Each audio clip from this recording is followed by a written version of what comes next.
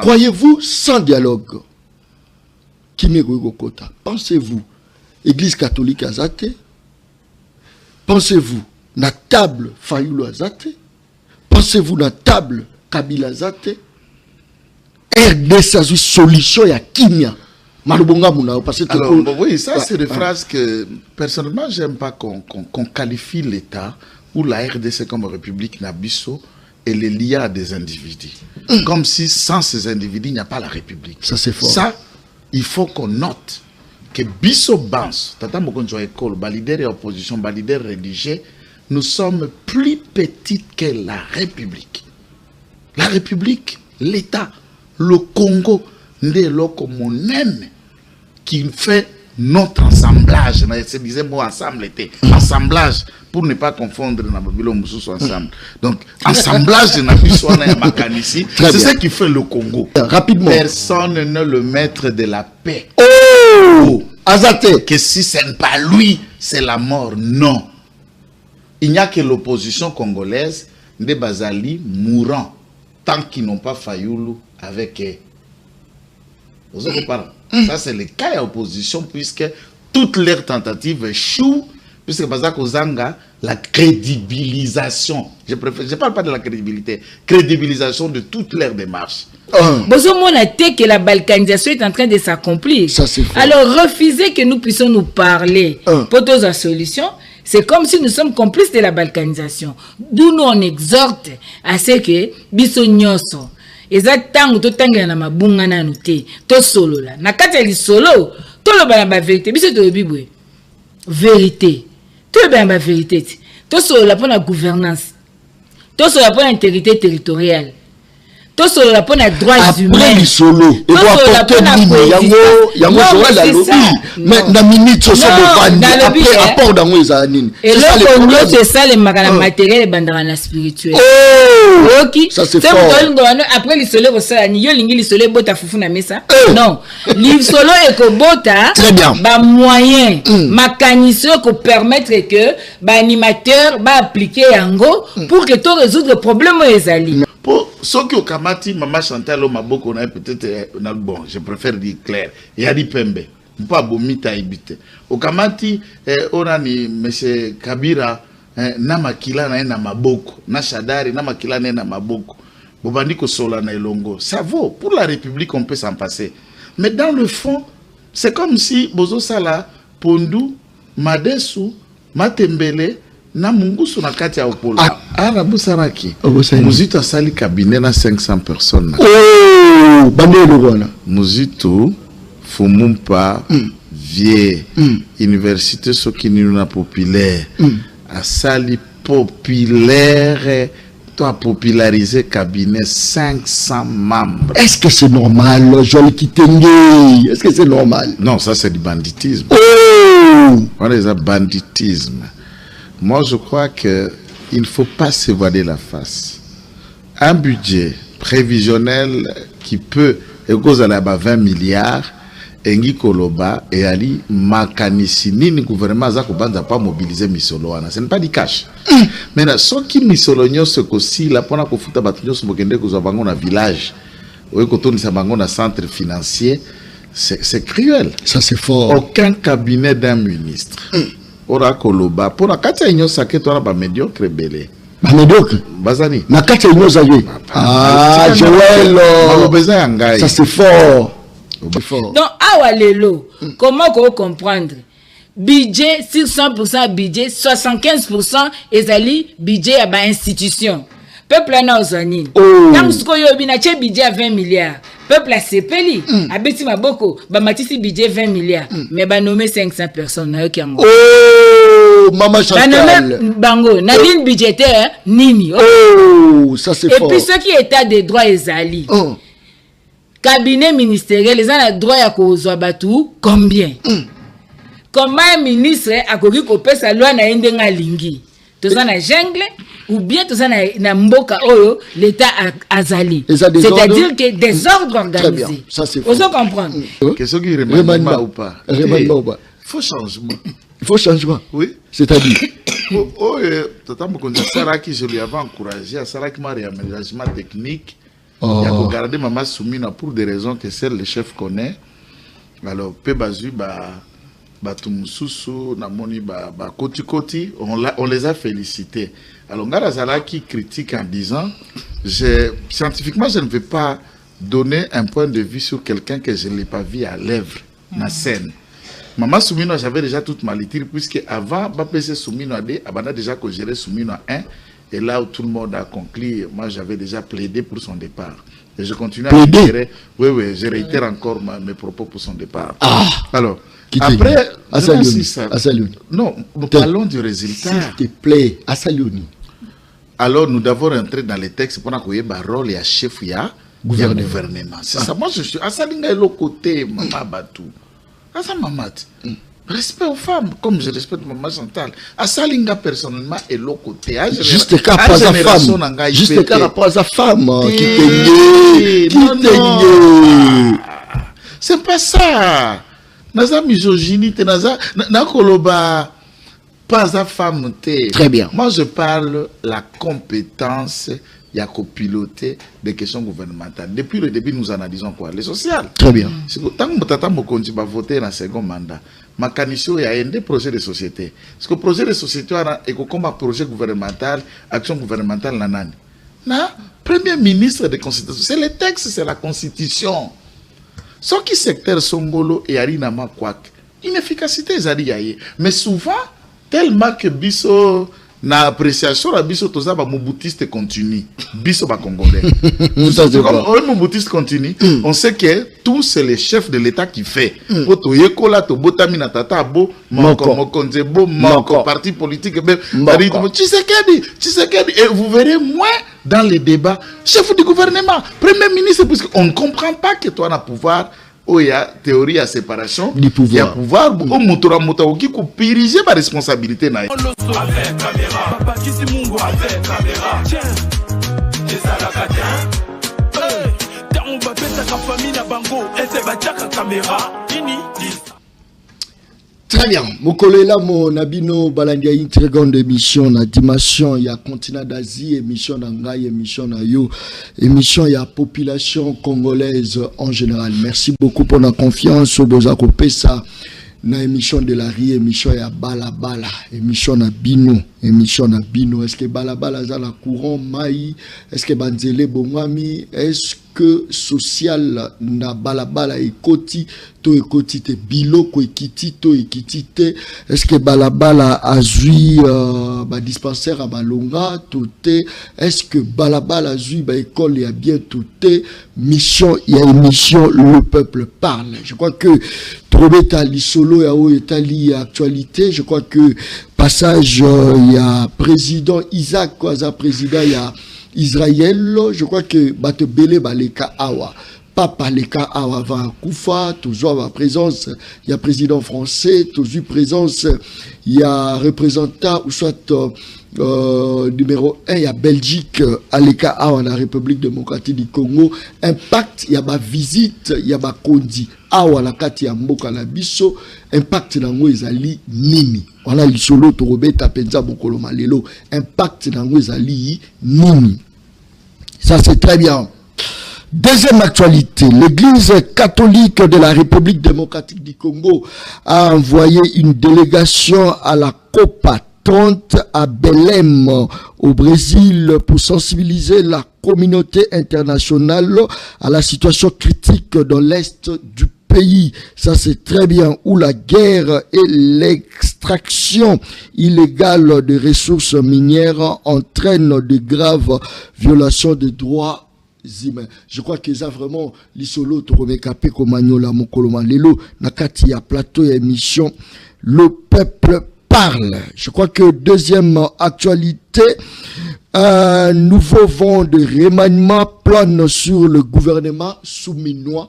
Je crois qu'ils appellent l'isolo torobeta l'isola remaniement où ils ont plané, déjà dans le gouvernement souminois. Ils ont l'isolo torobeta mokoloma lelo na katia plateau et émission le peuple parle. Des invités na katia émission le peuple parle ya mokoloma lelo tozali na des invités tozali na Joël Kitenye l'un des meilleurs communicateurs ya Union Sacrée, cadre de la Katia Parti Monene ya IDPS, tout ça na Katia Plateau, il y a émission Le Peuple Parle, tout ça la porte-parole attitrée, il y a SID, il y a Martin Fayoulou, Maman Chantal Moboni, tout ça na Katia Plateau, émission Le Peuple Parle. Je crois qu'équilibre ezali na plateau Le Peuple Parle ya Mokolo Malelo, Bolo Bateke John Obo équilibre ezali, ça c'est très bien. Merci beaucoup. Joel Kitenge. Mbote mwana mboka ndeko John, mbote na bakongomane bakolanda biso, mbote na mama biso, mama Chantal, sengo akoyanula na mituna na yo po baimboka bakenda kososola la quelle manière mboka aliko kende des avancées, ce qu'il faut consolider, ce qu'il faut dénoncer. Très bien. Oesengeli et Kendeko renforcer, c'est naba choc, il y a croisière mécanicien soana qu'un pays se construit. Et ce qu'il y a là? C'est tout. Loba lelo, loba. Non, na loba ni, na loba na busaraki. Muzito a sali cabinet na 500 personnes. Oh, bandelo wana. Muzito fumumpa vieux université Sokinina populaire a sali populaire to a popularisé cabinet 500 membres. Est-ce que c'est normal, Joel Kitenge? Est-ce que c'est normal? Non, ça c'est du banditisme. Oh! On est à banditisme. Moi je crois que il ne faut pas se voiler la face. Un budget prévisionnel qui peut écouler à 20 milliards Engi Koloba et Ali Makanisi ni gouvernement za kobanza pas mobiliser misolo wana, ce n'est pas du cash. Mais na soki misolo nyonso kosi la pona kofuta batu nyonso bokende kozwa bango na village. Oye kotonisa bango na centre financier, c'est cruel. Ça c'est fort. Aucun cabinet d'un ministre.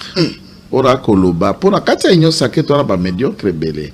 Ba médiocre Bazani. Na kati nyonso saketo. Ah, Joël. Malobeza yangai. Ça c'est fort. Obandi. Obandi. Okay. Malobeza yangai. Quand je dis, c'est comme si Nalola peut zalaki na ba angelo zalaki Lucifer. Auta Nalola peut babwaki, mais il n'y a plus de Lucifer depuis babwakaye. Na kati ya mokonzi yezo zalaki na ba jida zalaki pe na ba toma ya malam. Donc ce n'est pas étonnant quand je dis ça que ba médiocre mosusu bayali. Ba médiocre. Oui oui. Bazali. Tu penses que la population a d'accord dans yo quand vous aurez attaqué Fumumpa pendant que depuis ailleurs les 20 dollars et bouger expérience pratiquement qu'est-ce que le ministère a budget yazali ordonnateur ou akokalikilaka sortie peut entrer ça veut dire dépenses publiques dépenses à l'état ndeye kotala crédit ya kwa louer na secteur na ligne na action budgétaire ce qui cause la conforme de na chaîne wana ya décaissement public tout ça na format ototanga bisonyo so batnyo so ba ABCD ya ndenge mbongo à l'été bimaka na kati ya chaîne de dépenses wana ndi azali mais le régulateur ya dépenses publiques ndeye est-ce que ya zara makambo etali commerce économie to politique monétaire ou ezali autonomie consacré à la Banque centrale du Congo. Et ce n'est pas le ministre de tutelle de la Banque centrale du Congo. La Banque centrale du Congo est en autonomie.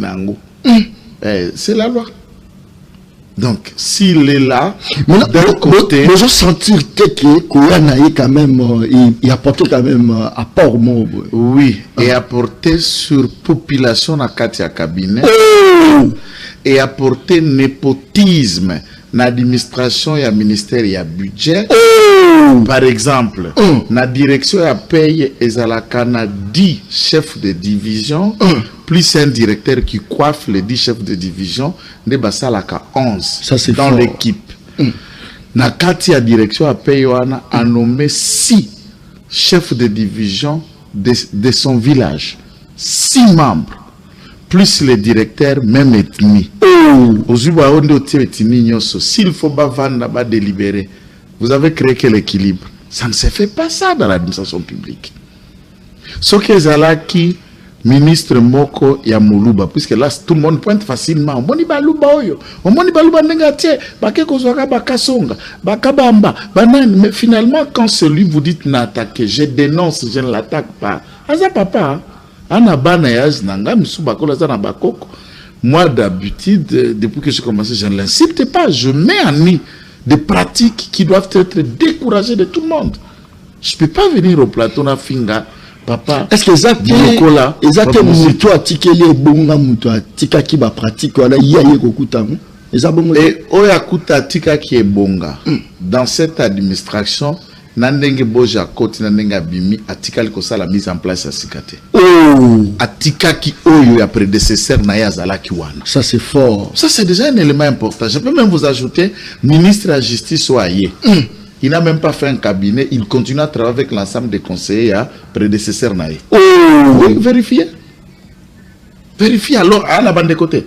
À la baningate, à la bateau na village na bangote. Bakati mbilo à village na bangonyo so ami bango qui ça. C'est ça un peu la question qu'il faut qu'on regarde. Une mise en place suicidaire. Bazo Komatisa Moutunagrad, engagé en 2021, à Salanata 3 ans, Nakati administration te ba Pompeye, chef de division. Te basalsko clique na bango, Messi Adolphe Mouzitou, Nankein Piero, au secrétaire général, il y a administration, il y a budget, pour na basi na bango, même moi si, il y a Ken Piero est nommé chef de division, Atikala Koya Moussalate, atikala komona na te mutata moko amona kaete bana Ken Piero nyoso bazali na ba étudiant ba uti G3 bana L1 sont nommés chefs de division. Je les arrêté na koloba la ils ont invité joli fort. Très bien, merci. Ça c'est très bien. Biloko na arrêté na doit être suspendu.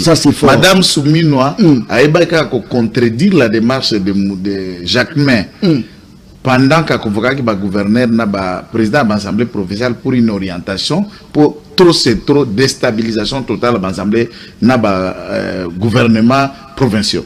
À ce stade, il y a lever l'option au monde qu'on a à lobby numéro 1 gouvernement à lobby Tebo Kende. Vous devez exercer tout. Mais à ce stade, voilà un arrêté mis en place de monstrueux. Très bien. Qui n'a pas été débattu en conseil de ministres où on engage plus de 500 personnes du coup dans l'administration du budget. Merci. Et pomper les grades chef de service, chef de division, directeur. Merci. Ah non. Ça c'est très bien. Non. Merci.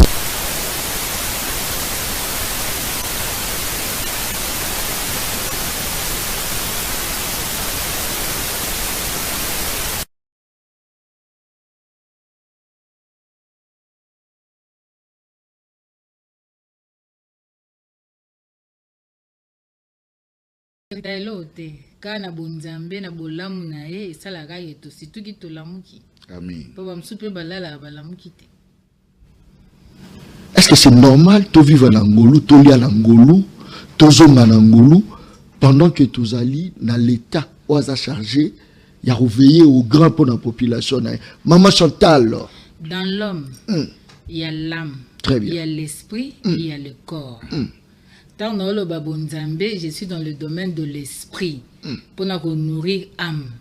Mais pour laisser sa corps, c'est la responsabilité et du citoyen et Yamboula Matari ou à représenter Penzambe na mabele parce que Bible lobby à César ce qui est à César, à Dieu ce qui est à Dieu. Donc Kobi Kangolu ezali le Kambo ezali ko nourrir. Ezopesa espoir, ezopesa ngai makoki ya koyeba que nazwa kimia ekobonga nzamba zali ekokokisama mais aibisaki pe ngai que cultiver et labourer la terre à ça qui Adam et Ève a dans le jardin d'Éden, jardin des délices où il y avait tout mais aibisaki bango cultiver et labourer. Donc au fait na domaine il y a corps en tant que mutu il faut lire, il faut mela, il faut lata, il faut autant, il faut ça nyonso ezali responsabilité ya mutu pe ya mbula matari. Très bien. Maman Chantal, Nazara Nayo, Mena Kitaki na Wenze. Nazope ça quelques minutes seulement, ba balancer les biso image, tozo ngomeka commenter par rapport à image yango, après tu continues mission le peuple parle. Vous êtes d'accord quand même? Oh, yo mko émission. Merci yo beaucoup. Bangana boya image na ebi pe image yango te. Oui bien on dit. Eh bon no boya on est. Les autres bangi ça veut Na banga. Na banga ni. Image. Oh, no banga na likambo mutu te. Congolaise na kati ya Congo. Na bangi ka ofele. Merci beaucoup. Très bien. Régie. Tindabiso la Wenze, to kitaki na Wenze, c'est vrai, émission Le Peuple Parle, les émissions sociales.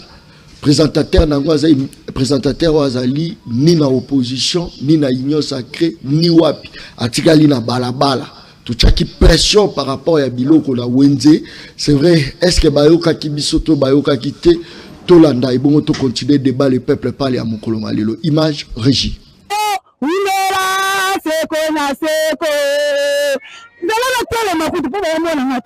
Papa Fati,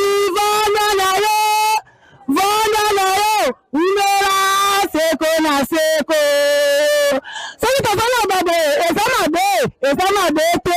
Toza la wenzembe tolakaki, tolobaki tokokita, toyeba évolution, biloko kiti to kitite. Maman mbote na yo. Mbote papa. Biloko kiti to kitite. Biloko batu mususu bakitisi me batu mususu nde ezaki tike batiaka batu mususu balongoli tike bazopesa prix na munoko twana posa tike nyonso etelemaka likolo ya mesa ti ozoyele tuna eloko combien si omimoneli tike na yo. Voilà, on se marque quand même semoule qui tite ça. Ah te pona semoule en tout cas ça va. Le sope ça va. Le sope commence on ba 2500 un mois pe 3000 mais na minute le sope comme 1500 francs. 1500 nous au moins à partir de ko bana ba olia bien. Tant bana ba olia bien en tout cas on appelle on sepela makasi pona mboka nanga. Toboyi te to se problème kiti mais ba bon zape côté ya fufu ba bon zape côté ba transport on dit quand même semoule na ndimi semoule kiti on dit quand même le soki lo kiti ma de se kiti ma ke kiti on dit ah ma ge eza série nango eza kiti pona ko kita te eza série nango oui peut eza kiti makasi D'accord, ma 18 000, ma 20 000. 20 000, le commis comme 15 000. Et qui dit te mati? Et qui dit penza te? Et qui dit te mati? Et qui dit pili penza te? Seko Papa Fati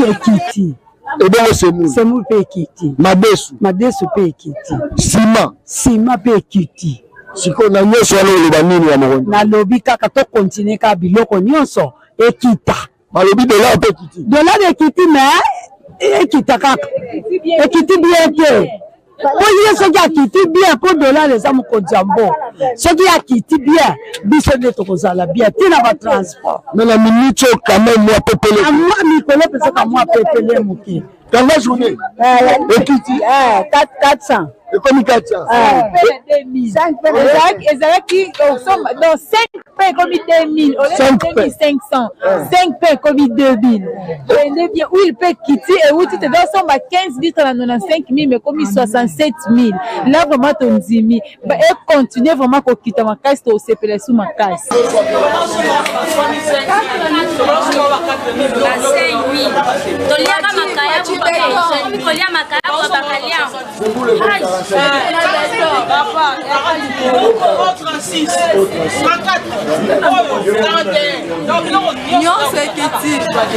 petit 1000 francs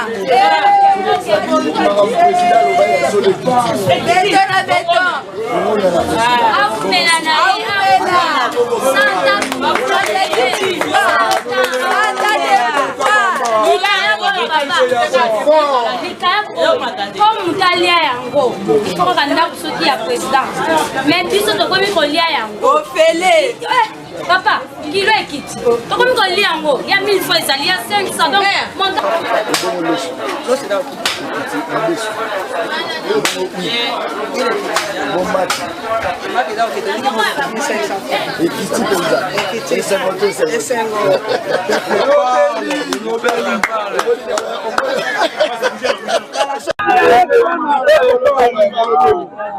le qui nous demandait pour payer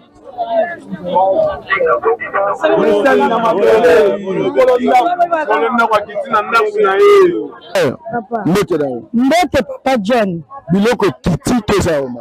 Biloko za ko kita. Merci biloko ni. Biloko semoule ezaki na ba 3000, leto so ba na 2500. En tout cas, lorsque on ezalaki 2000, tozo so na 1200, 1500. En tout cas, tozo sepela. Et bien madesu. Madesu pe kiti, tozo na 3500, 4000, 5000. Mais le comme madesu comme 2500, 2400. En tout cas, tozo sepela président Papa Fati. En tout cas, continuer de kita biloko ngo. Na dollar on toni na pe ezo stade ekita. Biso souci so de Sima pe kiti. Sima pe za kita, ezalaki 38000. Lelo sima comme na 20 22 000. En tout cas, nous sommes nous konzamboka. Tolingi bona na auto feta kitoko. Donc ndangi biloko penza kiti ekita pa biso bana mboka tozo pe. Po to ba bien, moi souffle comme lozonga. Souffle comme lozonga. Souffle Papa Fati, souffle zongi.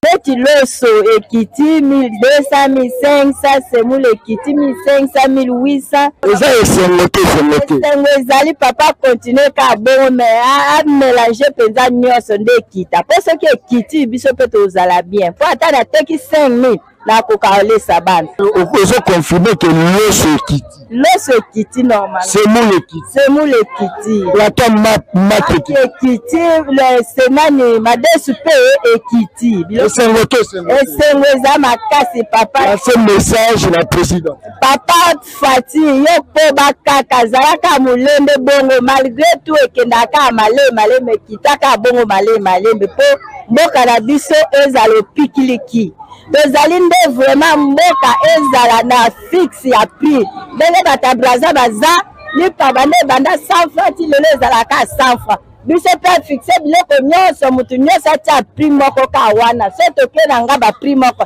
toke na lemba prix moko wana nde tokosepela.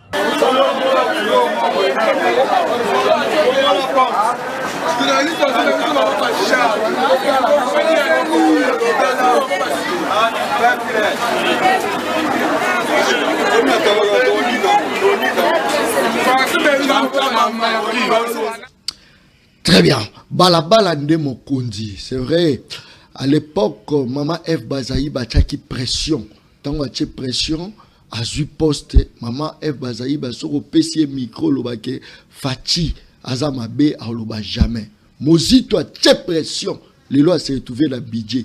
Il y a un moni biso pe balabala tout pression pour te se retrouver. Ce qui balabala a commis qu'on nimaye moko. C'est-à-dire to commis pour atteindre l'élite na biso parce que l'élite na biso ça peuple pas se retrouver balabala se retrouver Maman Chantal Otigolanda Wenze malubonga mna.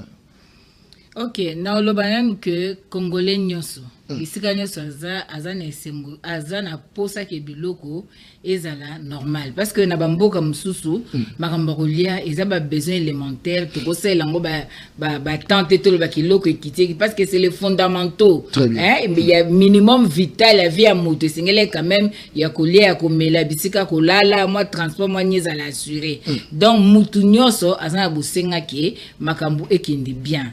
Alors tant ba maman ba remarquer tant biso se peut constater que moi eloko songolo pakala ezako kendena ko kita moi muke ezali eloko tokoloba te ke eza lokuta mais biso attend que ba politique attend que ba élite esengeli to pesa makanisi pona ko luka problème na biso eza na kanisi na lobaki ngo na ba émission musu na sala ki liboso ambeli otozana ngolelo ezali conjoncturel c'est-à-dire eza ngonga muke parce que nangai ndenge na yekoli tant que production intérieure exate c'est-à-dire production nationale locale et tombamité kendenge tozaki liboso to sali masangu to exporter cacao to exporter EVA café au moninde tozaki na ba service national na musée ba marché za inondé ça dit base exate marché eza inondé yango nde eko permettre stabilité y a situation oyo économique kozala embelli financière parce que embelli d'abord na sens na économie c'est ali éphémère. Très bien. Vous comprendre. Maintenant kaka ndenge nga na yekoli soki natali nani Carlos oyo azali britannique na carré magique na yo asalaki tango croissance économique ezali ekosenga stabilité à prix ezala ekosenga équilibre extérieur c'est-à-dire balance commerciale ekosenga emploi et se créer écochiter na panier de la ménage. Très bien. Vous comprendre. Mais le problème ici pour nous tozo lobela par rapport à la stabilité. Vous comprendre. Na oyo komo na balobi eloko bo ekiti. Selon yo eza courte joie to selon Maman Chantal. Ngana okende na courte joie, je ne suis pas dans ce langage là, on dirait et c'est mon avis c'est ça makambo bonga. Na okena langage te courte joie te ngana okena langage technique. Ezali conjoncturel, c'est-à-dire na conjoncture à l'élo. O esali ki l'élo sur le plan mondial. D'abord dollar ezana shit et perdre 14% nango. Ba banque nationale ebele et bomba ka ba réserve de change na bango na dollar. Ezalaka 60% il y a ba réserve, mais l'élo ezali 58%. Pourquoi perte déjà il y a devise il y a dollar par rapport na euro. Vous comprendre. Très bien. C'est-à-dire ils ont la cause exogène na endogène. Et puis au-delà de ça, biso tozako ko bimisa secteur minier. Tozali côté ka économie na biso extraverti na secteur minier.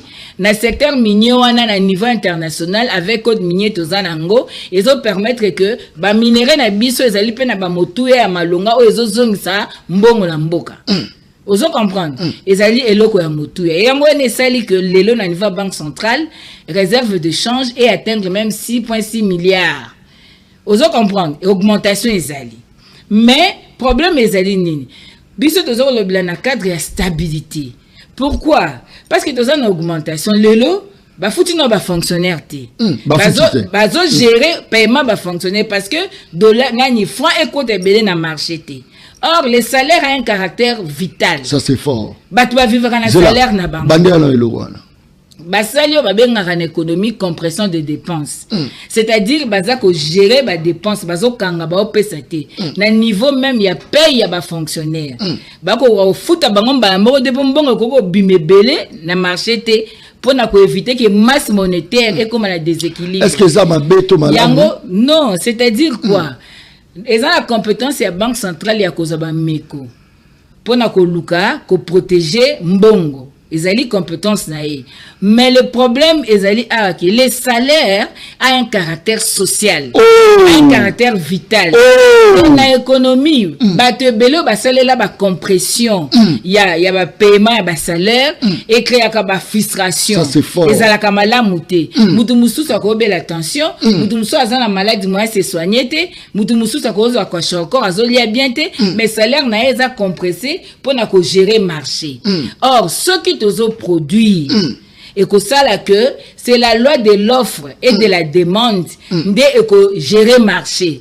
C'est-à-dire au moins le musée azaki on appelle cet exemple. Quand musée aye a ça service national au moins ndé ba tomate ba masangu ba semoule ba don ya Koweït ba ni tonda ki na marché. Et ça là que marché kiti musée a boya ki makamba dollar. Tant aboy mamba dollar to komaki na ba franc ba abimise ba enzaïr ba mbongo ma bende ozo comprendre ba mbongo mi kewana ba centime et bimi et puis aboy kozwa nyongo ça qui 3 ans. To fanda ki kaka wana tozo continuer. Pourquoi? Parce que au niveau interne les biens de première nécessité ezalaki en abondance. Ça qui stabilité. Maintenant la crainte pour nous ezali que le fait qu'il n'y a pas production, on peut avoir cette situation et que tolobi ça va biloko ezokita et en un coup comme ça soit cause à l'intérieur comme extérieur. Par exemple prix à bamine ko kita na marché mondial. Biso dans une économie basée kaka sur vente à minerai et ko coûter biso. Ozo comprendre de l'autre zana. C'est ce qui fait que au komona moi muke ko kita na biloko ko le mais transport et bougeté. Ezo bougeté. Soko lobby ndoko nga za mutuka ebi. Lobby soko za $50.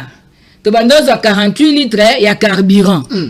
Les lots sont à $50, au cause de 38 litres. Très bien.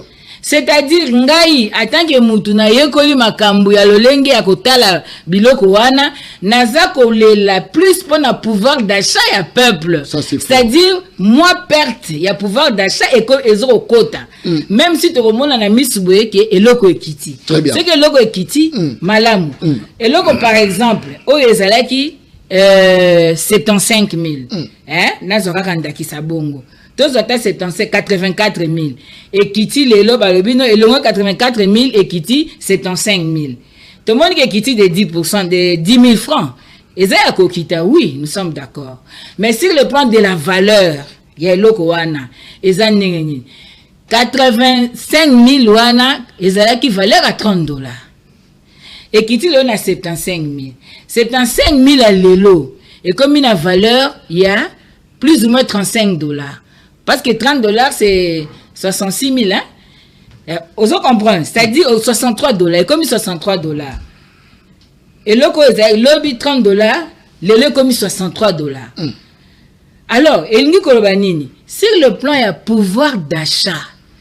Il y a une érosion financière qui s'est faite. Très bien. Mais peuple a se rendre compte nangote. Il y a un biso tozo ko l'air nyo se sengeli mbula matai. Tango alingi ko sala ba mesure ya boy. Et sengela ki ezala eloko moko asololi bien na ministère de l'économie.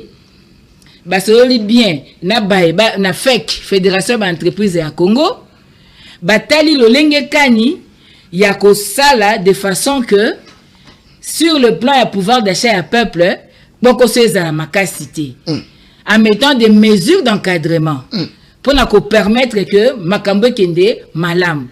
Donc, aujourd'hui, tu as remarqué que oui, il y a des choses où prix est long. Tu le dis, ok, tu as souka les 21 000 le sachet, les lots cycle sachet comme 16 500. Très bien. Mais le problème aujourd'hui, est que ceux qui te suivent, parce que même l'État congolais, la situation tozanango l'État congolais a sali perte na ba entrée na yazana diminution. Pourquoi? Ba taxe et futamaka na frais fiscal et sa parentakana monnaie ya référence. Or monnaie à référence na biso awa eza dollar. C'est-à-dire même ba taxe ba futi na l'État sali déficit. Vous comprenez? L'État congolais a un déficit. Vous comprenez? Parce que là, nous devons aider, tout expliquer, comprendre que tu as un aspect économique, tu as un pari politique, tu as une campagne politique, non. Parce que l'économie a ses principes. Et l'économie a une exactitude. Merci. Ce qui est l'eau, tu as une blague. Et qu'on rattrape biso lobby et qu'on alikama. Très bien. Merci beaucoup. Je crois que le temps va inviter Bazar Oloba illustration et au sala bien. Tozongi si moi elengi na TV. Tozongi si elengi. Télévision za ki mingi ba kombo abato. Bazar otanga. Oya leki biso toye to frapper ta. So ki fachet kitisi ai nembi litungulu. Le lot TB za basé sur social. Ils appellent rôle, il y a des journalistes. Azotalanga lobi naza journaliste à chaud. So naza chaud comme yo za nini. Azotalanga. Ça c'est très bien. Joël. Wenze lobby. Bala. Merci. Merci beaucoup. Tout le monde ba image ya Wenze. Nalandi peut exposer très savante. Il y a maman Nabiso maman Chantal. Certainement qui prouve effectivement que Saraki était l'honneur économie. Mais la maman Wenze Oye ne regarde que comment à Kozonga na poka kopa fufu monana soso monana Thomson monana bana bali ya lobi tango akosenge minerval akamati pembongo akelasi apesi mwana qui ne peut pas faire tout ba paramétrage na appréciation hautement technique na économie, il y a ça en appréciation nini. à conclure une appréciation telle que nous avons suivi là. Très bien. Ah, vous allez qui à Kiti Fandanata il est Kiti à Kobukana, mais après c'est ça c'est fort. Mandela le logo Ana, Mandela Yango. Oh, ça c'est fort. Mandela le logo Ana. Comment va être Kiti? Constant en gardant mais je comprends, nature peut être à Kiti. Très bien. Ngana mon Christ. Na profondément croyant en deux dimensions. Ça c'est fort. Dans ma dimension croyant, bah peut ça mon konzi. Nyama tengute. Très bien. Nyama shektif. Attends, nous sommes pas abondés la kaite. Songo peut ça ça il faut azala en bonne état ma futa kokela. Moi je peux ça Kiti à Kobuka la terre. Ils arrêtent. Donc l'obso sont dans la na wente. Et ça on va la fatigue Kiti a bien. Qui tu as raison. Qui tu as raison. Maman, bon, mon ezaki tine a wenze, tu comprends, mais le message est passé. Ça c'est fort. Dans ce cas, question nangai ezaboye. Et production par Nabiso, c'est vrai. Il faut n'expert à Maman Chantal diversification sur quoi il y a production Nabiso. C'est ça que j'ai attendu, autrement dit, de manière implicite, c'est ça qu'il voulait clairement dire. En reconnaissant que nous avons une grande production, il y a métaux, donc minéraux, la diversité d'ango, del tatal, du cobalt, du cuivre, ainsi de suite, tout ça d'ango. Moi et Belé, c'est ce qui constitue dans cette redevance, de constituer un peu mois pour un budget et un fonctionnement à l'État. Très bien. Mais il faut même noter, moi j'essaie de suivre les lignes, c'est la taxe. La mobilisation, il y a des taxes tant administratives, fiscales et non fiscales, des en tête l'école même à redevance minière pour un fonctionnement à budget. Par exemple, province appelle ça comme Mingi pour un budget national, c'est la ville de Kinshasa. Ce que la ville de Kinshasa, ali na minéralité, à part zélo, d'abord misaka kuna na mabanga na Kinchuka. Ce qui n'a pas brasserie. C'est-à-dire Kinshasa n'a pas ça rebelle. Et bon, tout le loi là-bas. Ora kolobana na TV Kinshasa pesa en tête suivi. Hein? Naba Congo. Oh! Congo central Kako. Je suis en train de vous dire. Ça c'est fort. Après au Katanga et le là-bas vient en 4e position. Et bon, Makele les belé là. Bon, voilà ça Makele les profite à balabala. Oh! Liboso est économiste, très bien. Tout en précisant Kinshasa contribue énormément. Puisque ça, Israël, en termes de production, on va vivre avec la taxe, la fiscalité, tout. Il y a des pays qui n'ont même pas de port.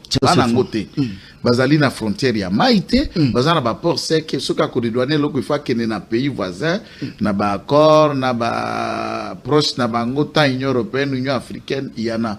Nous en avons énormément dans nos frontières. Et ici en tête, vous verrez que la DGI elle-même a commis comme à niveau de mobilisation avec Mwakadi, $1 milliard et exercice.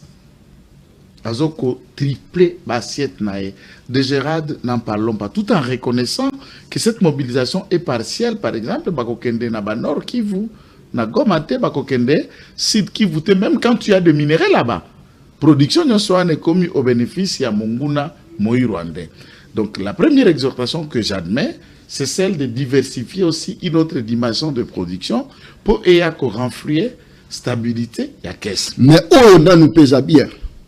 Et ça impact ça na yango na population na lobi na biboye biso na etoke eteyelo. Très bien. Motora discipline na on peut monter dans la réflexion to ke na ba niveau na biso o mama ya wenze a okoma wana te na fingiete, mais c'est pour juste dire qu'il y a ça na ba du réel. Yé moko Maman Chantal nda memela biso kitunga na plateau. Très bien. Mais les lois même kitunga te. Ça démontre la suffisance que Wenze quand même et sali-moi. Non, moi je suis pas là. S'il vous plaît. Attends, je faisais comment moi je fais allusion ça. Ça c'est fort. C'est pas même kitunga yé moko a maman. Au-delà d'être intellectuel, a maman a kendaka Wenze, aller saka foyer dans l'impact. Ça c'est très technique et très théorique. J'ai suivi ma tribune, il y a sénateur, il y a député, professeur, sa père, et tout ça. On a suivi des tribunes mycoleuses aussi, ils sont dans les réseaux sociaux. Juriste. Très bien. Juriste, très bien. Un spécialiste même pas à finance publique. Natanga moyennement finance publique comme juriste, nous sommes tout tanga. Parce que nous avons la tribune, nous avons bimisaye, moi on a utilisé que j'ai aimé. Abouya qui courte joie.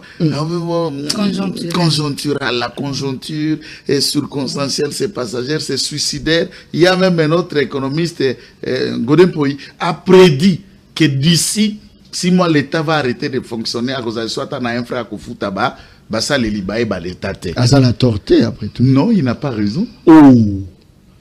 Ah, non, ça je vous dis, il n'a pas raison. Et bon, moi, j'aurais voulu attendre la critique qui n'a sur la capacité du gouvernement souminois à mobiliser le fonds. Il y a qu'à louer, puisque tout ça en septembre, tout attaque comme il est là, tout au de session, pendant qu'il septembre, tout ça en session budgétaire. Basal, ba prévision, na bango, ba louer, ba crédit, na ba différents projets de développement, fonctionnement des institutions, tout. Mais j'attendais que celui qui faisait cette tribune, a démontré l'incapacité à gouvernement à Kodjouami Solo. Très bien. Il y a qu'à faire fonctionner, puisque c'est dans la mobilisation de ces fonds, tant dans la production minière, dans la fiscalité et les frais non et autres, dans moyennement d'autres secteurs de production qui commencent à monter.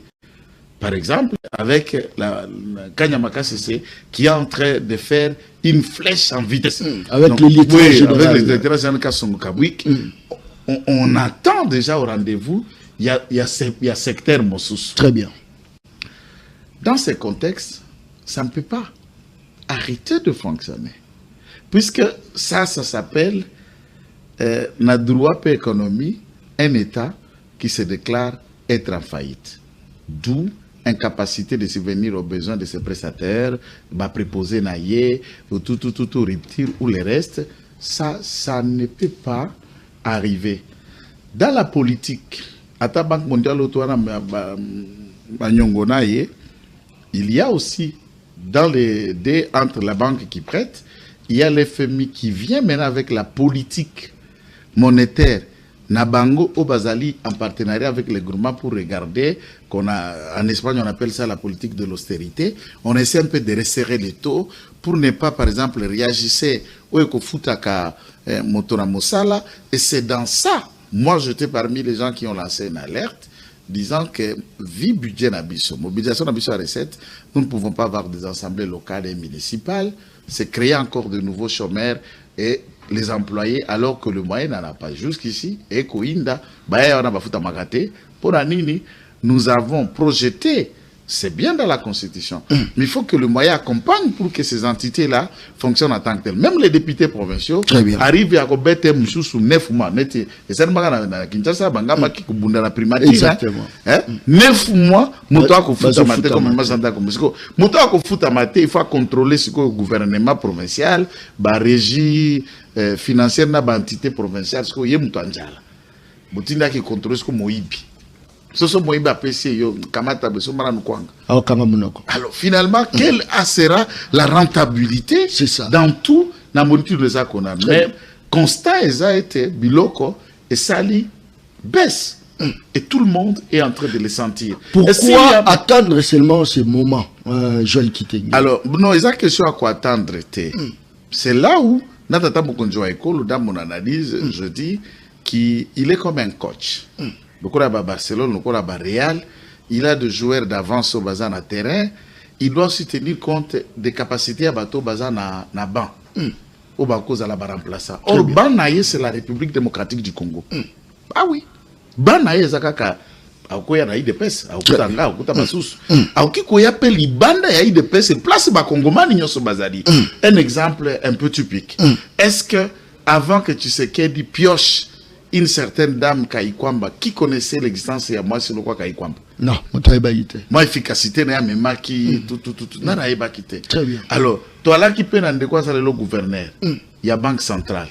Il y a celle là qui est le quoi directeur de cabinet na ya adjoint na kati ya cabinet na ye qui a mené un peu un certain nombre ya ba négociations notamment où il ko sala ba revoir ba contrat chinois mpoto gagner le sous 7 milliards na ribengari à l'état par le fait que bandeko ba négocier qui va 5 chantiers l'ont fait avec complaisance.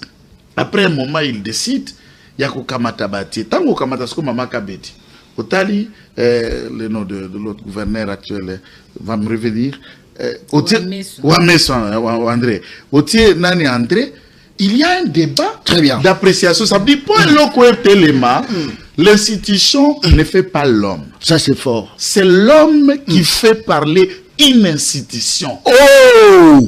Et choisissez bien des hommes qui ont matérialisé politique. Ça, c'est fort. Ça, c'est très important. Très bien. Mais merci beaucoup. Merci beaucoup. Merci beaucoup. Très bien. Maman Chantal, ils ont dit qu'il va mourir souffler. Il y a remaniement dans le gouvernement souminois. Mais pour certaines personnes pensent que souminois D est apporté quand même moi touche par rapport à la misère dans la population. Pourquoi ne pas laisser cette équipe continuer au lieu de repasser les sous dans le remaniement?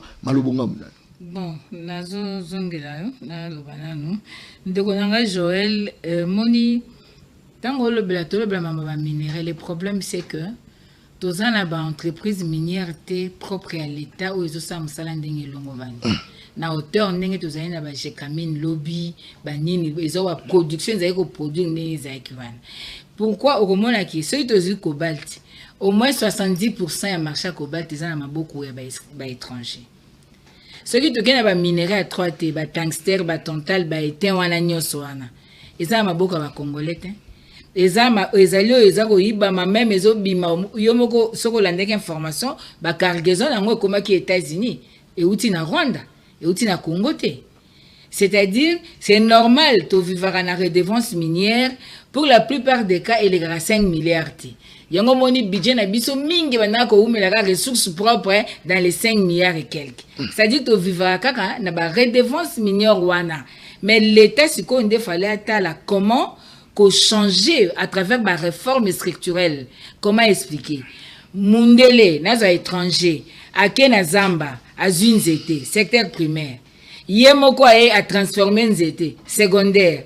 Yemoko a créé l'ango cure-dent ou bien ceux qui tirent meubles, ceux qui nient. Secteur tertiaire. C'est-à-dire, du secteur primaire, tina souka produit fini, fabriqué, et les Congolais, azatezan na maboko à l'État, tezan na maboko à étranger, expatrié. Nous avons la gris, mezobima. L'État s'est contenté quand ba fouti taxe. Mais, kotiti na zamba wana uzomona ndenge nini tolandaki ya environnement ba droit ba autochtone même code minier loba par rapport à la défense à la population autochtone na code foncier vous comprenez bon dites-moi na ndenge wana omona ke toza ko bika minere na biso ndenge il fallait tozana nango te ezo senga fo l'état à la réforme structurelle, comment transformer ma kamsusu. Nous avons de l'or, mais l'or part brut. Pétrole est des brut, ma camion c'est qui est des brut, que ça pour raffiner ailleurs. Conséquence emploi exact. Mususu ya libanda na ba emploi. Conséquence nango tango kozonga et na prix cher. Et tout sombi yango la devise ou les fans dans la mboka devise et qui libanda. Ça c'est fort. Yang au moniteur tout ça banalise eza mutema mabete au contraire il faut batuba na régime bas sepela parce que eza souci ya koluka mboka ezala bien l'élite met des réflexions na place publique et permettre baza ko diriger ba se saisir nango eza mutema mabete mama wana zo sepela parce que azaki na 2000 a sombi moi 1000 francs bina épargner 1000 francs. Menga élite nazo mona ke ezangonga muke lobby likame koko ya il faut na alerte ya makasi eza mutema mabete biso to go suka na niveau te que lipe kiti to lebie kiti non biso faut total la stabilité pour permettre à ce que monnaie na biso ça une monnaie de valeur. Merci beaucoup. Et même temps d'antenne to vendre la radio mais na zo répondre c'est très important moi belé maman Chantal de ko na loba wa okati te nangi na relancer na si ça na makambo est très important le peuple veut social na tante na basije mususu je crois. S'il vous plaît, merci s'il vous plaît. Tokeyi maman Chantal. Ndeko nanga lobby makamba bamboko ba produisera raté mais ba vivra na ba taxe. C'est vrai. À ta Belgique tant que ba Belgique ba vivra na ba Suisse ba vivra na ba taxe. Mais à la seule différence avec nous, il y a la bonne gouvernance. Il n'y a pas la corruption, tozo ka détournement de tout. Oui, des intérêts. Là makamba bato basala ki badindaki na maya. Ba sinistré. Ba sinistré. Oyo ki commune de ko Chakibia ko maboye ndeko bumba répondre boye makamba bambongo bakabela ba sinistré. Bonhomme ya banani. Bale yango. Ozo mona ke bato babomi bato na Kisangani. Bokene bo pesa bato indemnisation o kute uti na trésor public à Congo te uti na Uganda pour na dédommagement et créer ba problème. C'est-à-dire na bamboka wana et ba maîtriser makambo wana corruption ezate kuna c'est l'état de droit. Très bien. La bonne gouvernance est fandi parce que par la bonne gouvernance ozomona façon bazako kamba makambo à l'état bako kamba misolo à l'état bako gérer mboka tindenge zo ko kota na panier de la ménagère. C'est ça la bonne gouvernance. Ça c'est fort. Donc awa lelo comment qu'on comprendre budget sur 100% budget 75% ezali budget ya ba institution peuple na ozani tant ce koyo bina che budget à 20 milliards peuple a sepeli abeti maboko ba matisi budget 20 milliards mais ba nommer 500 personnes na yokiango maman Chantal bango na ligne budgétaire nini ça c'est fort et puis ce qui est état de droit ezali cabinet ministériel les a droit ya kozwa batu combien comment un ministre a koki kopesa loi na ndenga lingi toza na jungle ou bien toza na mboka oyo l'état azali c'est-à-dire que des ordres organisés ça c'est faut comprendre et ça le moko très important faut toyeba bamboka wana ozomona na bango bazolo bango wana les trains de vie des institutions ezana c'est un député français vous touche dans les 7000 €. Et bien yabiso Likama. Maman Chantal. Vous comprendre. Donc le problème aujourd'hui est que au biso tozo loba ezamute mama lamu. Il y a souci à Congo, souci à ba Congolais. Ezane toki hôpital, ba sali examen, ba kuti on a hernie ba bifo ba opérer yo. Yo zoni na yo lobite ko moko azana pesenga kis na meli na yo ka bien. Eza calmant. Mais mukolo hernie wane ko kangola nzela. Ils ont faute à docteur. Il y a un biso toro loba kaka. Mais il faut savoir vivre, c'est prévoir. Très bien. Ne rien prévoir, c'est creuser sa propre tombe.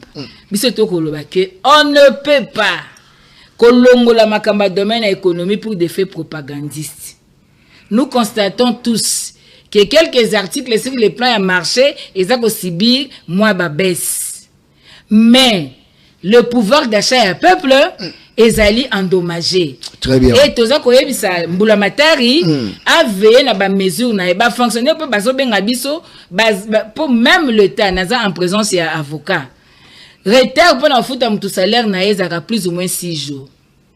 Moi j'étais délégué syndical. Selon la loi. Selon la loi, 6 jours. Et vous êtes débordé? J'étais délégué et comme il y a entorse à la loi. Oh, parce que le salaire a un caractère vital.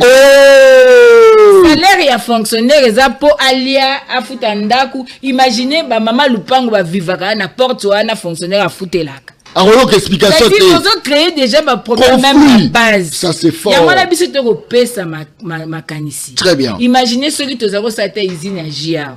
Ya nana ta. Imaginez que ceux qui to ndenge ndeko kasongo kabuki ya sala masangu biloko inondé marché et inondé penza marché. To comme il a niveau même ya côté kata orange na biso libanda Togo exportaka orange. Côte d'Ivoire exportaka cacao.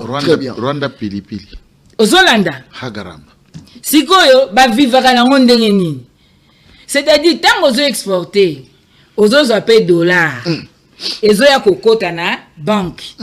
Na ba dollar oyo ezo ko produire na ba bien ya na ba vente ya biloko na ba actif financier na niveau banque et ko sala qui tape mata stable et puis économie soutenue et côté kana social peuple et chita na panier ménagère yango intelligence ya makasi ya mama Chantal wana nde loko to lobela. Merci beaucoup. Donc soki lelo bandeko ba moni penza ke sengeli bati ya production no tu peux cet exemple à musée malgré 3 ans nae tozora nyongote musée to vivre sans dette le lot combien à combien pourquoi il avait compris loi offre na demande ozomona et puis ba réforme structurelle pe na niveau mususu tala neti Union européenne ba yokanati même ce côté na zone ya CFA bayokana bayebani ezana babiloko ekokota douane ezate nini ezate esalake prix ya biloko moyen mata ezate muta okuta Mali ake Ouagadougou ake bobo oso comprendre c'est-à-dire voilà. Il faut de réformes structurelles. Très bien Maman Chantal par rapport à question opposée o plusieurs minutes nayo o balabala émission ya balabala présentateur nango le journaliste non professionnel mais très efficace professionnel mon côté que ceux qui ont lobby simino ade a sali bien batika non ezaki mutuna na tuniti olingo botela ngai répondre à stockei répondre très bien est-ce qu'il faut remaniement ou encore changement de gouvernement? Les problèmes ya biso ezali esengeli to adapter d'abord leadership la façon ya biso ya kokamba vision nini toza nango à partir ya leadership na biso azana vision claire et nette aroeba quel joueur bazoyer pour accomplir ango. Ça c'est fort. Ndewala kitengaza. Kitenge. Banoma yo? Banoma kitenge. Nil pas. Azama elete. Bandele ko. Maman Chantal bandele ko. Nani? Bakizona.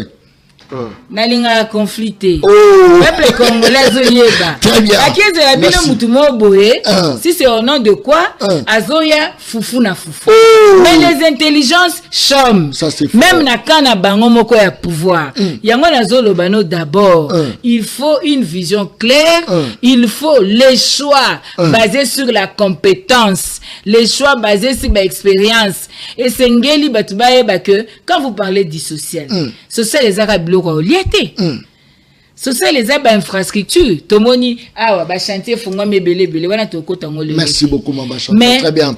Lelo tolembisa nanu tolembisa mama tolembisa tomati pete lelo bakave lelo tolembisa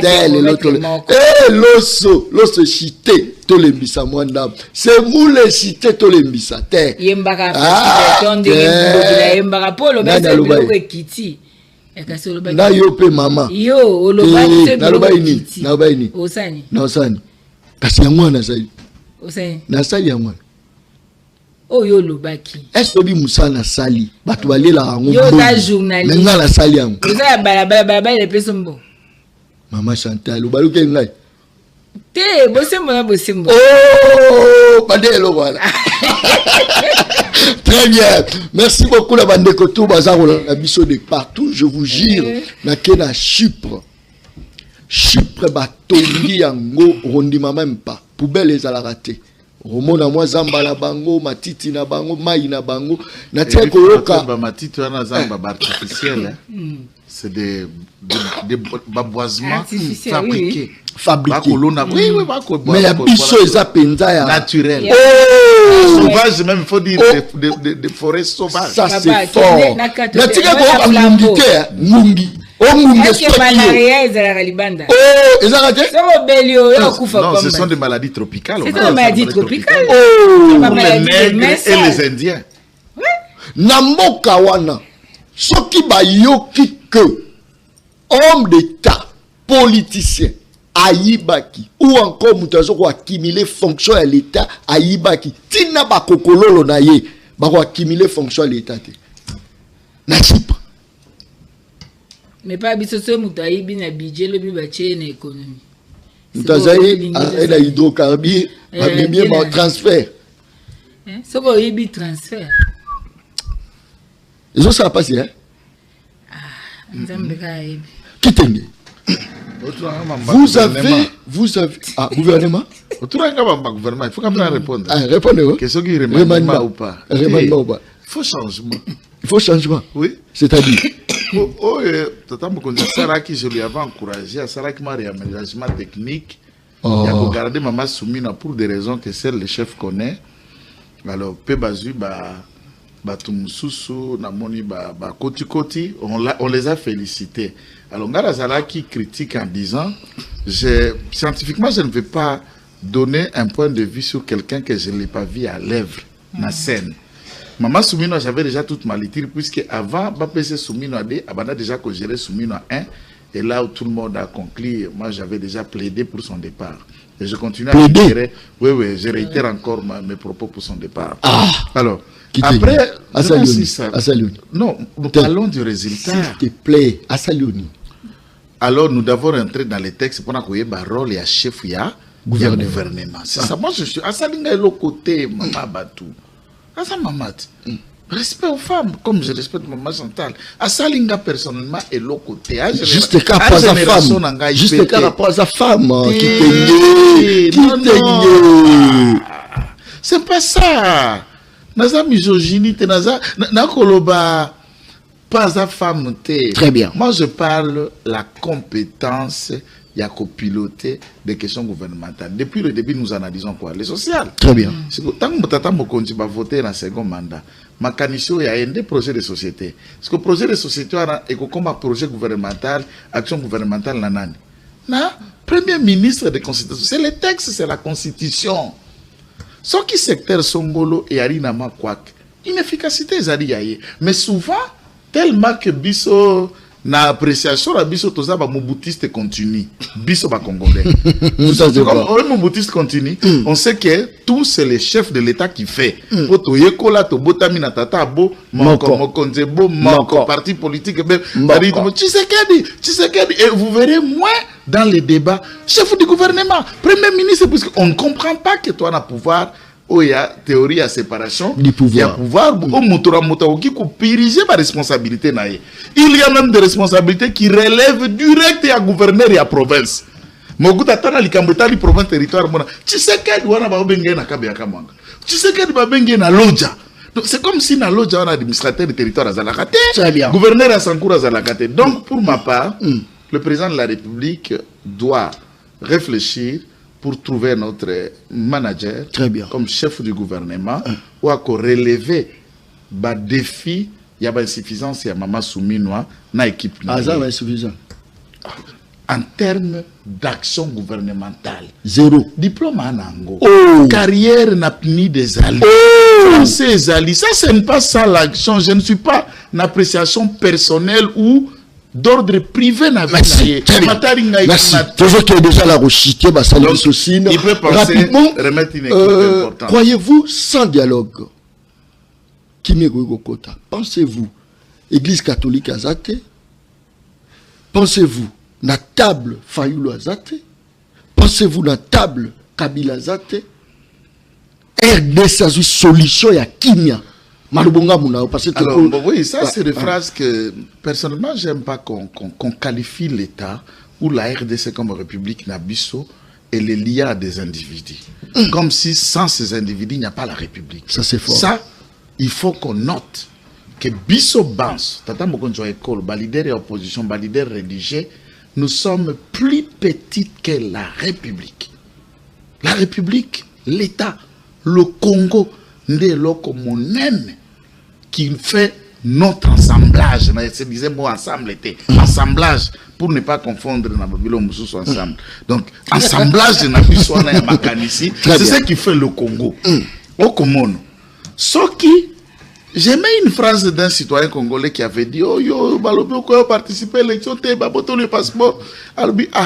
Le Congo est plus grand que moi. Ma petite vie, si c'est moi qui sera un blocage pour le Congo, je préfère rester à l'écart que le Congo avance. Il faut tout comme à un niveau. Le Congo est catholique, puisque le Congo est laïque. Même quand na laïcité ango ba poids ba religieux et que c'est ni. Je ne suis pas en train de minimiser. Mais dire que si ces ne sont pas là, non, non. Aucune communauté religieuse est indispensable dans le système Yambo Canabiso. Et aucun acteur politique est indispensable. Ça dit, si lui n'est pas là, il n'y a pas. Mais par contre, l'opposition, c'est là. Mais jusque-là, pour Bazate, qui nous a rejoint matin. Parce que la question qu'il y a au débat, on a ma solo, et arrive Bomi, assassin, Batu Oyo, Badi Elongo na Kagame, Ndeli Solo, na baï gouvernement ezali nan. Et le président de la République, Nabiso, nous n'avons jamais mis de côté l'esprit à discuter Naba Congoman. Ayambaki, mon président Fayoulou, il lui a donné des garanties, tout le monde a vu, les télévisions Monaki et Talaki. Il n'a jamais dit à son frère que notre côté la kosolate, que logo eko senga bokoti la kakuzwate. Il n'y a que quelques concepts peut qu'on différencier en gros. Pour ceux qui ont kamati, maman Chantal au maboko on a peut-être bon, je préfère dire clair. Il y a dit pembe, pas bomita ibite.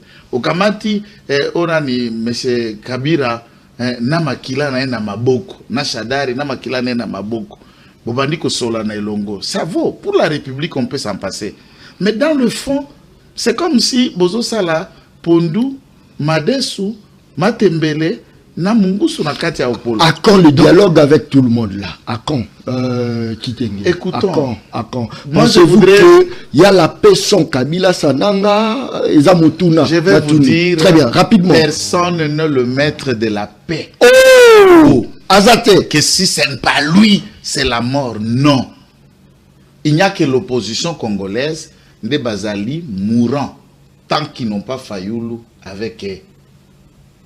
Vous avez parlé. Ça, c'est le cas de l'opposition puisque toutes leurs tentatives échouent. Puisque Bazako Zanga, la crédibilisation, je ne parle pas de la crédibilité, crédibilisation de toutes leurs démarches. Puisque Bazar déjà a produit périmé, difficile à consommer dans le marché politique. Toutes les réunions de conciliabilité que vous voulez, personne ne peut être consommé avec l'opinion. Alors pour se crédibiliser, il y a la tendance. Et alors l'autre veut jouer au patron comme s'il rassemble ses travailleurs et il est là, il dit je vous prends de tout ça, moi je dirais, je vous tous vous signez. Non, ça ne marche pas. Et vous verrez que les Tanzanie, souvent les Nani, les Congo, ça ne va rien donner puisque ça n'a pas réussi à confédérer les idées. Yasuka. Na idée nangai. Dialogue na Congo entre Congolais et Kosalema. Entre Congolais et Kosalema. Mais est-ce que ceux qui te vendent en avance dans la Machanta te vendent que solo? Alors que les implications qu'il y a dans ce grand conflit, je différencie les aspects de conflit, il y a une est et il y a une implication extérieure. Ne Kagame a dit, ah, pourquoi mon maman Chantal là, Joël, oh, il est perso ici, bah, comment solo là, il y a Kamata Mandou qui n'a pas Tokei. Tokei, mpo na Mandou Zela, Mandou qui n'a pas Zela, pour maman Chantal là, Joël va solo. Je parle en termes de perso ici. Non, merci. Il faut réfléchir au-delà de ce. On imagine comme si la recette de la guerre là, c'est notre raconte. Notre raconte va consolider la mobilisation, la cohésion interne face à l'ennemi. Ça, il faut qu'on comprenne. Merci. Et Kagame ne va pas désarmer puisqu'il vous a vu, on parle, puisqu'il a vu quand même fallu le Tshisekedi se voir, se rencontrer. Et ça lui a coûté de libérer quelques territoires. Je parle puisque j'ai vu les deux frères là en train de parler. Non. Merci. Soyons réalistes. Très bien. Terminons le conflit. On va discuter. Merci beaucoup. Ça, c'est fort. Maman Chantal, c'est trop le bas que non, Fatih a tout réglé. RDC n'a plus de problème. Les lots seront bien dans 2, 3, 4, 5 jours. Le territoire de la mission nous allons libérer. Mais l'opposition, il y a des fort Fatih à Sali pour les lobos tout à poitrine qui, grâce à Bosangani na biso, ne sa qui m'y kota. Malubunga muna. Bon, Congo est le collab ce qui le lot aux en situation, c'est parce que le gouvernement n'a pas su que ça va devoir naïe ou attribution naïe ou ma commis épaissi. À ça, il y a devoir à défendre le peuple, il y a qu'à défendre l'intégrité du territoire, il y a qu'à répondre à l'aspiration du peuple, il y a qu'à maintenir le vouloir de vivre ensemble. Et parce que faillir, tout comme il y a un niveau, tout commis, au regard de la situation, on a poste, convoitise. il y a battu depuis Kala, depuis Papa Lumumba le baga ko balkaniser Congo, tout le monde qui est danger ezali, et nous estimons que les dialogues ezali vraiment et le koyamutu ya po esunga biso.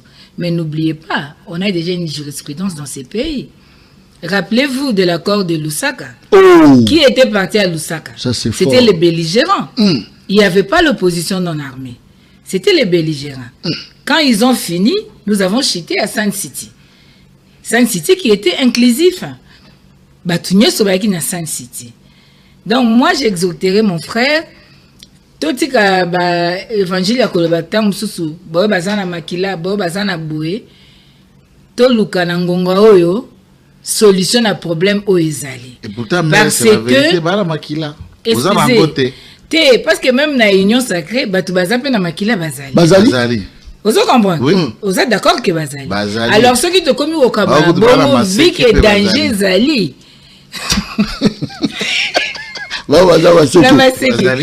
Heureusement, on va confirmer. Vu que danger zali. Tozana tina nani to bandomi tangela na mabete. To solo la to betane ma solo na kati. Yebite bino likambo bolo baboy. Boko ko sala ngote tala bino boyeboy. Tala likambo bobo to sala nini pomboke kende liboso. Wana nde ekosunga mboka. Donc biso tozo biete tozo exhorter pe tozo koba pour un dialogue inclusif. C'est vrai, même si tu as un dialogue entre les Congolais, tu connais une 5 ans, c'était comment? On a d'abord commencé par facilitateur, ils ont consulté d'abord ma composante, ici, tu veux que ça la mise en commun. C'est toujours ça. Donc le problème aujourd'hui, on n'invente pas ni roue. Et ça m'a comme tout ça na Congo, c'est ça la mapena mikini misusu. Tout ça na komi kiti ça. Et puis tout tombe la Congo likolo nyoso. Aujourd'hui c'est le Congo, ndeza na problème. Tant que biso tozo kanate, bangona sko va profiter. Balingi lelo ba balkaniser mboka. Imaginez que na est mboka nanga consulat ezala déjà. Na est mboka nanga baboya visa o euti na capitale. Mikando baboya otanga mikanda na bangote. Ça c'est fort. Na mboka nanga ndenge ezali bakoma kosala makambu comme si bazo créer état mususu batie magistrature na bango. Bozo mona te que la balkanisation est en train de s'accomplir. Alors refusez que nous puissions nous parler pour d'autres solutions.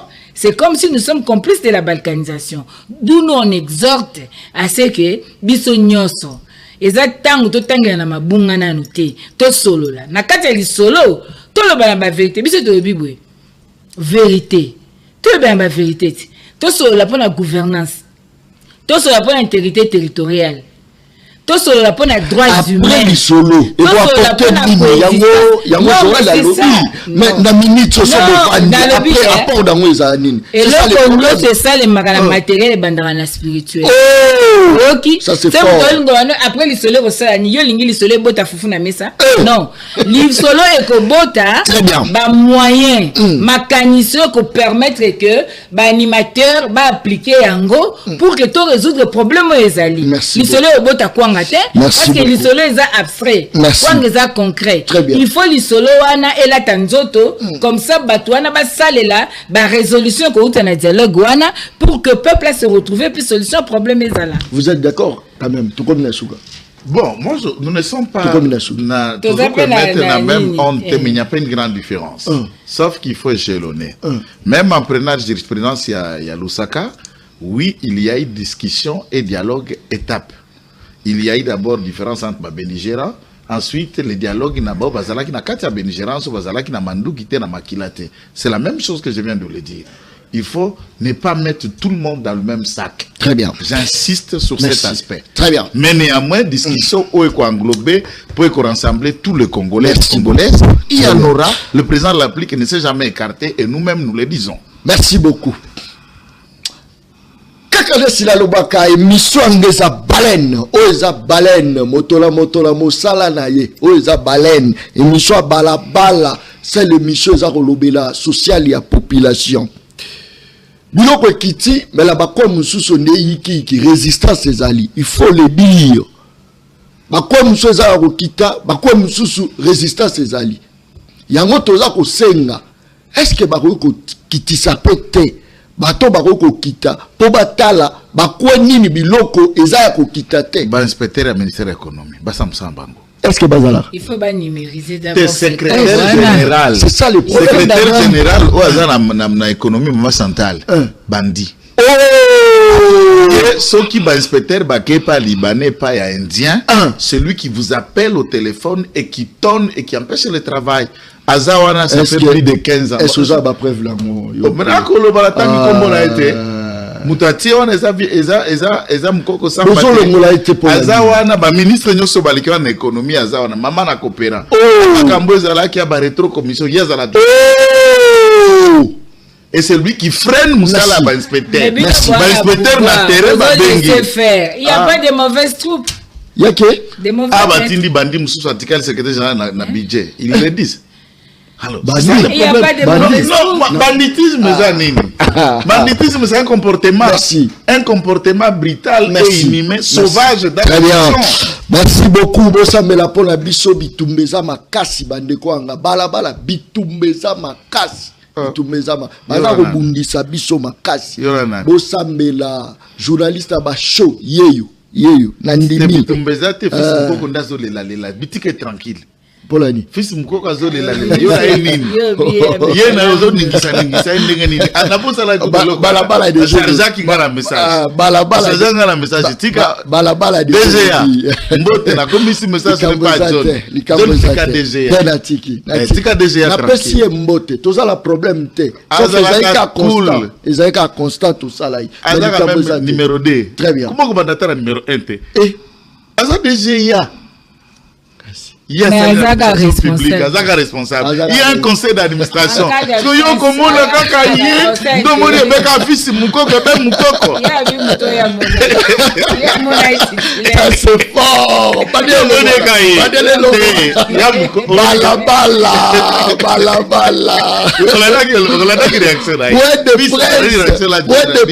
y a plus ou moins 1000 journaliste pour pas répondre journaliste moko ça c'est fort toza la likambo te fils mukoko na pesi yo mbote na pesi tout à ce conseil d'administration mobimba basa musaro musenge yo zo molaka fils likambo lina matondo